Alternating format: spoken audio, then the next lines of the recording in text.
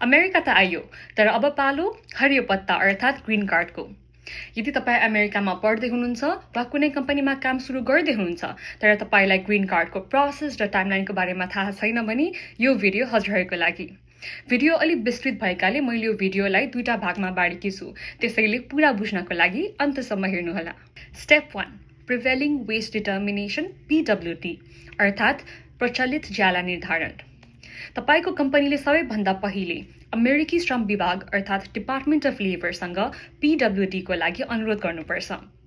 यसले कम्पनीले तपाईलाई बजार अनुसारको न्यूनतम ज्याला दिनेछ भन्ने सुनिश्चित गर्छ। यसको लाग्ने समय भनेको 3 देखि 8 महिना रहेको छ। स्टेप 2, रिक्रुटमेन्ट फेज अर्थात् विज्ञापन र भर्ती प्रक्रिया। श्रम विभागले तलब तोकिसकेपछि कम्पनीले उक्त कामको लागि योग्य अमेरिकी नागरिक खोज्ने प्रयास गर्नुपर्छ। यसमा पत्रपत्रिका, जब साइट्स र कम्पनीको वेबसाइटमा 30 दिनसम्म विज्ञापन दिनुपर्छ र थप 30 दिनसम्म निवेदन कुर्नुपर्छ। यसलाई क्वाइट पिरियड भनिन्छ। यसको लाग्ने समय भनेको 2 देखि 3 महिना रहेको छ।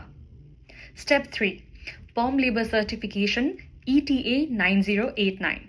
विज्ञापन प्रक्रिया सकिएपछि कुनै अमेरिकी कामदार फेला परेन भनेर कम्पनीले डिपार्टमेन्ट अफ लेबरमा फर्मका लागि आधिकारिक निवेदन फर्म ETA 9089 दर्ता गर्छ। यही निवेदन दर्ता भएको दिन नै तपाईको प्रायोरिटी डेट भन्नाले लाइनमा पालो हो। हाल 2026 मा यो चरण सबैभन्दा लामो रहेको छ।